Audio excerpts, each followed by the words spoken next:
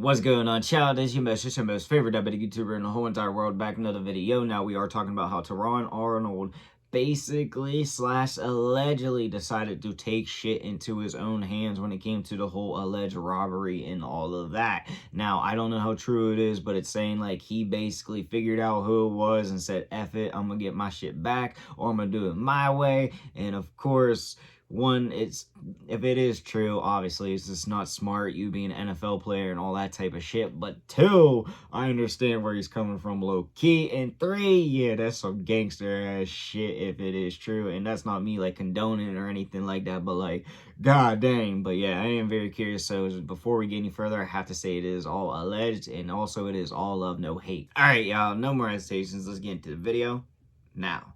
A kidnapping and a robbery case in Florida is naming Detroit Lions cornerback Terron Arnold. Now, Arnold is not charged with a crime, but the documents reveal some serious allegations. Let's get to Shantae Passmore. She joins us now live this morning to break down what we know.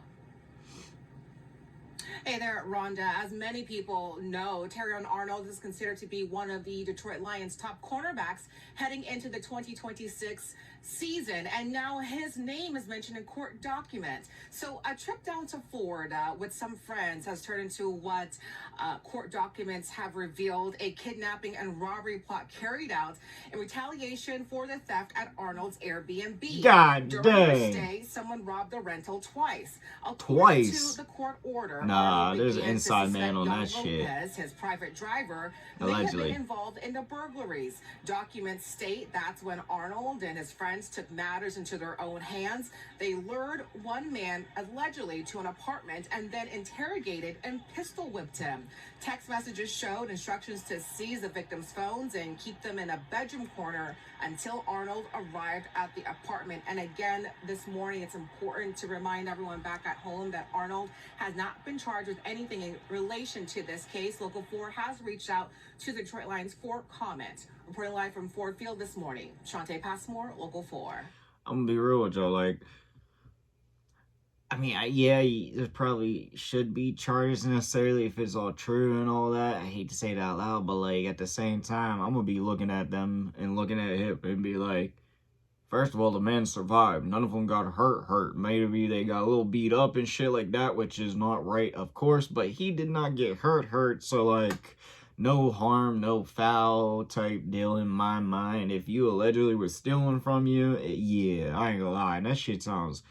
yeah, he was on some real G shit on that one. All right, that sounds like gangster as hell. All right, like point blank, like they said, screw it, we're gonna find them. They literally got them to meet up without knowing who it was, and then they said, got your ass. Yeah, that shit wild as hell just to hear in general, but some, you know, G shit as well. But I'm not condoning it, because if he does get charges, of course, it can affect his career. And, you know, honestly, I'm not like a Lions fan. That's my, like, second team, if I'm going to keep it real with y'all. Dolphins, Lions, Steelers, oh my. But in general, yeah, he's a good athlete. So you doing this shit could mess up your bag, mess up your future, and just in general, not necessarily worth it. But I understand where you're coming from, and it's not like you did necessarily, well, allegedly nobody did anything, you know, too terribly as it's sounding right now. But yeah, that's what I gotta say. But doing what y'all think, what you want to see your boy make in the comment section down below. But like I said, that's all I got for y'all. Peace.